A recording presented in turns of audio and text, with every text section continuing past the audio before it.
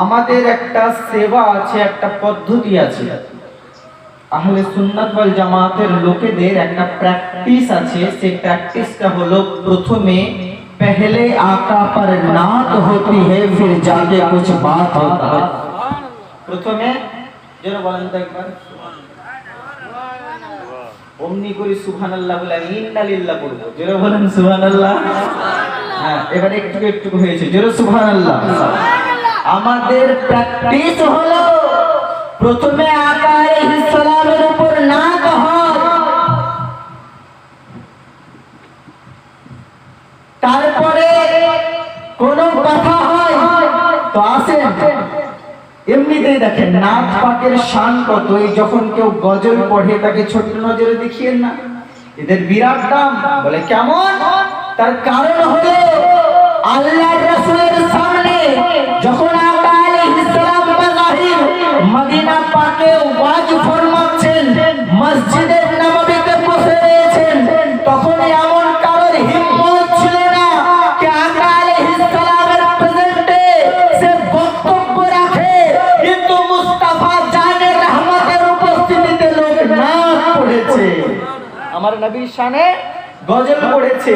আল্লাহর নবী কাউকে নিজের চাদর মুবারক আতা করে দিয়েছে, চাদর মুবারক আতা করে দিয়েছেন। তো আমি একটা নাত পড়ি, হ্যাঁ, তারপরে কোনো কথা। আর আপনাদের কেমন প্র্যাকটিস আছে দেখি। আমি বক্তব্যের ডিজাইন একটু চেঞ্জ করছি, যেহেতু আমার ঘরোয়া গ্রাম, তাই ঘরোয়া স্টাইলে একবার মোহাব্বতের সঙ্গে সুবহানাল্লাহ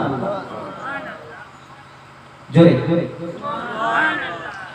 রহমতে আলম মুখস্থ থাকলে পড়বে না আমার সঙ্গে।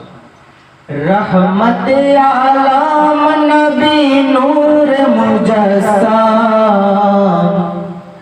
রহমতে আলম নবী নূর মুজাসসাম, সাহাবীরা আতর বানাই নূর নবীজির ঘাম, সাহাবীরা আতর বানাই নূর নবীজির ঘাম।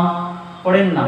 রহমতে আলম নবী নূর মুজাসসাম, রহমতে আলম নবী নূর মুজাসসাম, সাহাবীরা আতর বানাই নূর নবীজির ঘাম, সাহাবীরা আতর বানাই নূর নবীজির ঘাম। আচ্ছা, নবী নূর কি না? আমি কোনো কন্ট্রোভার্সিতে যেতে চাই না। I don't want to go any controversy. নবী নূর কি না? নূর তো বাস। আচ্ছা বলেন তো আমরা কিসের তৈরি? না না, নবী পাকের নূরে নরমালি কি বলা হয়? আমরা কিসের তৈরি? কিসের? মাটি। জি, ওইটাই তো বলতে এসেছি। সুবহানাল্লাহ। আয়াতে পাক পড়া হয় যে জিন্নাতকে আগুন থেকে তৈরি করা হয়েছে আর মানুষকে মাটি থেকে তৈরি করা হয়েছে। এ মুসলমান, এই জন্যই লোক লজিক দেয় যে আল্লাহর নবী মাটির উদাহরণ দেয়। কুল ইন কুনতুম কুল ইন্নামা আনা বাশারুম মিসলুকুম ইউহা ইলাইয়া। হে নবী, আপনি বলে দেন আমি তোমাদের মতোই বাশার।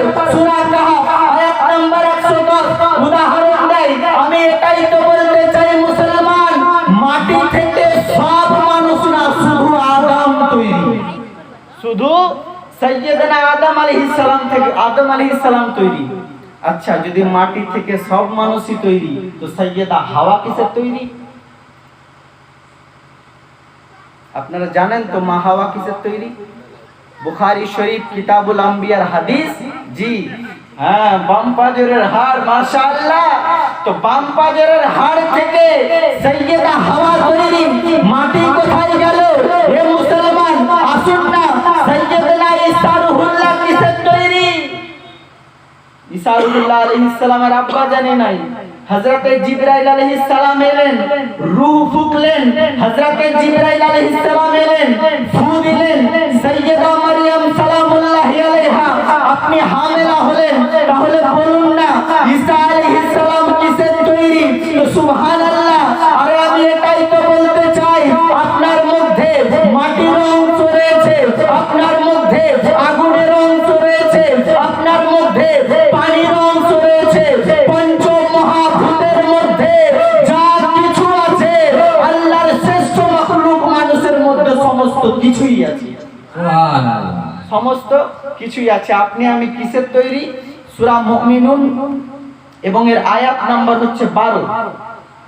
সূরা মুমিনুন সূরা number 23। Total verse in this সূরা ইজ 118। টোটাল আয়াত রয়েছে এই সূরার ভিতরে 118টা এবং এটা হচ্ছে কোরআন মাজিদের সূরা নাম্বার 23, 23 নম্বর সূরা এবং তার 12 নম্বর আয়াত। আল্লাহ পাক বলছেন সুম্মা জাআলনাহু নুতফাতান ফি কারিমিন মাকিন। শুনে রাখো, আমি সুম্মা এবং অতঃপর আমি জাআলনাহু আমি প্রেরণ করেছি নুতফা, যেই নুতফাটা একটা সেফটি জায়গাতে, একটা নিরাপদ জায়গাতে সেইটাই স্থান পেয়েছে, তবে মানুষের ওজুদ এসেছে। অতএব নবী নূরের তৈরি, এটা জেনে রাখেন। এটা আমি ডিটেইলস আলোচনা করছি না, শুধু উদাহরণের জন্য আপনাকে বললাম নবী নূরের তৈরি আর তিনি রাহমাতে আলম। তো রাহমাতে আলম নবী নূরে মুজাসসাম, সাহাবীরা আতর বানাই ওই নবীজির ঘাম, সাহাবীরা আতর বানাই ওই নবীজির ঘাম। কেমন আতর বানান? আকা আলাইহিস সালামের এটা খুসুসিয়াত ছিল, লোক শুধু গ্রীষ্মতে ঘামে, আবার নবী ভরপুর শীতেও ঘামতেন। আকা আলাইহিস সালাম ভরপুর শীতেও ঘামতেন। আকা আলাইহিস সালাম দুপুরে কাইলুল্লাহ করছেন, তো একজন সাহাবিয়া আকা আলাইহিস সালামের ঘাম মুবারক টপকে পড়ছে, উনি আতরের শিশিতে ভরে নিয়েছেন। যখন আকা আলাইহিস সালামের বিশাল হয়ে গিয়েছে, ওই সাহাবিয়া ওই আতর মুবারককে ইউজ করতে আছেন। একজন নববিবাহিত দম্পতিকে ওই আতর মুবারক দিয়েছেন, তো এমন শান হয়েছে কি যারা আতর লাগিয়েছে তারা তো খুশবুদার। আমার নবীর ঘাম মুবারকের যারা আতর লাগিয়েছে তারা তো খুশবুদার, তাদের আনে ওয়ালা নসল খুশবুদার, তাদের আনে ওয়ালা 7 পিঢ়ি পর্যন্ত খুশবু বরকরার থেকে যায়, পুরা নসলের নাম আত্তার হয়ে যায়, পুরা নসলের নাম আত্তার হয়ে যায়। এত ধিমা সুবহানাল্লাহ, জোরে বলেন, জোরে বলতে হবে, জোরে সুবহানাল্লাহ। তো সাহাবীরা আতর বানাই ওই নবীজির ঘাম, সাহাবীরা আতর বানাই নবীজির ঘাম। চিনো মানো জানো কেমন ছিলেন নবীজি, যাহার পাগল চন্দ্র সূর্য তারকারাজি, যাহার পাগল চন্দ্র সূর্য তারকারাজি। চিনো মানো জানো কেমন ছিলেন নবীজি, যাহার পাগল চন্দ্র সূর্য তারকারাজি, যাহার পাগল চন্দ্র সূর্য তারকারাজি। তোমরা আরো শুনবানি সুন্দর কাহিনী, জান্নাতের ওই রুমে রুমে লেখা নবীর নাম, জান্নাতের ওই রুমে রুমে লেখা নবীর নাম। আচ্ছা, যদি নবীর প্রেমে কেউ কাঁদে তার ঠিকানা কোথায় হবে জানেন? সাহাবীরা দেখলেন কান্নার আওয়াজ আসছে, কেউ যেন হিপিয়ে হিপিয়ে কান্না করছে।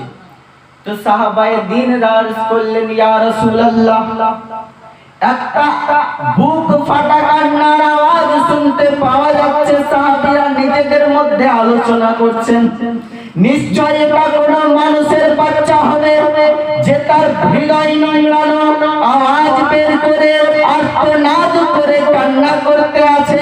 পাক আলাইহিস সালাম বলতে আছেন, বিশ্বের রাসূল বলতে আছেন, ইয়া আমার সাহাবীরা কান খুলে শুনে রাখো, এটা কোনো মানুষের বাচ্চার কান্না নয়। তখন তারা বলতে আছে, ইয়া রাসূলুল্লাহ, তাহলে নিশ্চয় কোনো জিন্নাতের বাচ্চা ক্রন্দন করে, যার কান্নার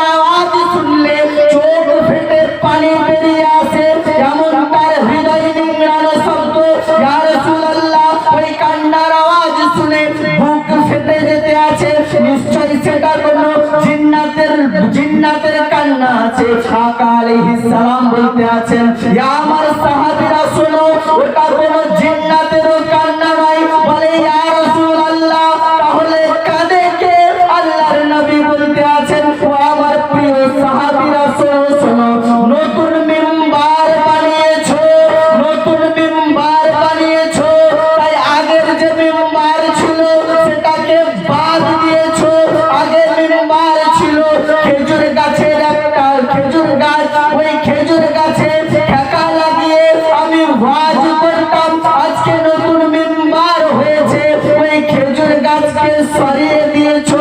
তাই আমার বিরহে কোনো মানুষের বাচ্চা নয়, কোনো জিন্নাতের বাচ্চা নয়, বরং আমার বিরহে নিষ্প্রাণ খেজুর গাছ কাঁদতে আছে।